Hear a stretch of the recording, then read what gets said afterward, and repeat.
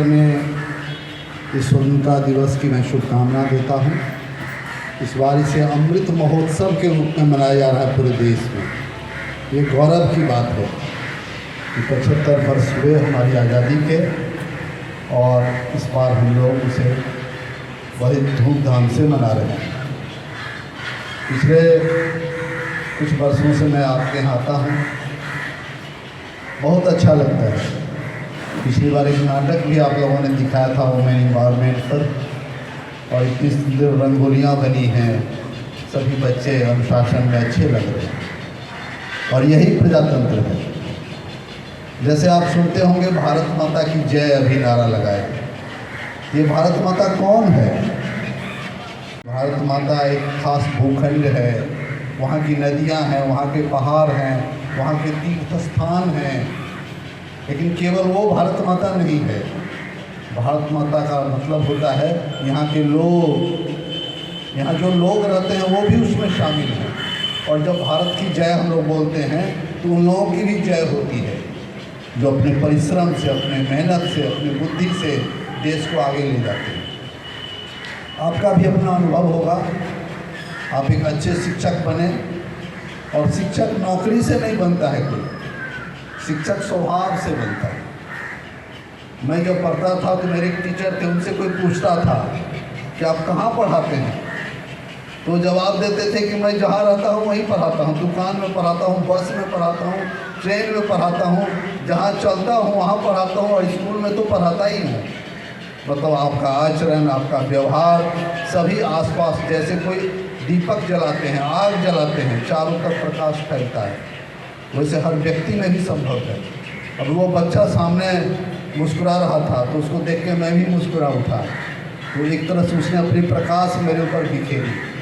वैसे आप जहाँ भी जाइए मुस्कुराइए, और 2-3 बातों का ध्यान रखिए। एक तो अपने स्वास्थ्य को अच्छा रखिए। बचपन और जवानी में लोग स्वास्थ्य का केयर नहीं करता है, और बाद में वो बीमारी का शिकार हो जाता है। तो कुछ व्यायाम, कुछ आसन, कुछ प्राणायाम, ऐसी कुछ चीज़ों को अपने आदत का हिस्सा बना दीजिए, तो कभी आप बीमार नहीं होंगे। सबसे पहली जरूरत ये कि शारीरिक रूप से स्वस्थ रखिए अपने आप को, और मानसिक रूप से भी स्वस्थ रखिए। हम लोग क्या करते हैं, ज्ञान उपार्जन की बात सोचते हैं कि कंपटीशन में बैठना है, इतना ज्ञान होना चाहिए, धन होना चाहिए, लेकिन अपने व्यवहार को लेकर कभी नहीं सोचते हैं कि हमको गुस्सा बहुत आता है, उसको क्या कम किया जा सकता है। और भी जो दुर्गुण हैं, आलस्य है, गुस्सा है, लोभ है, अहंकार है, इन चीज़ों को भी कम करना चाहिए। इस पर भी सोचने की जरूरत है।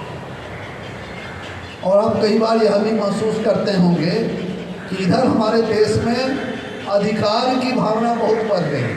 अच्छी बात है, सबको सबका अधिकार मिलना चाहिए, लेकिन फिर कर्तव्य कौन निभाएगा? अधिकार और कर्तव्य दोनों जुड़े रहते हैं, तो हमें कर्तव्य को लेकर के भी आगे बढ़ना है, यह बात मन में रखनी चाहिए। और अंतिम बात, कई कार्यालयों में, किसी दफ्तर में, किसी कॉलेज में आप जाते होंगे, आपको कोई अच्छा से व्यवहार नहीं करता होगा, तो बड़ा दुख होता है कि कैसे बात किया, हमारा काम आज नहीं किया, कल आइए। तो कल आएंगे इसलिए आपको दुख होता है, आप पीड़ा महसूस करते हैं, रिएक्शन होता है। तो उसका 2 उपाय है। एक तो आप भी वैसा कीजिए जब आप बड़े हो जाएंगे, ज़्यादातर लोग यही करते हैं। लेकिन दूसरा तरीका है कि नहीं, जिन बातों से मुझे दुख हुआ वो मैं दूसरे को दुख नहीं पहुंचाऊं।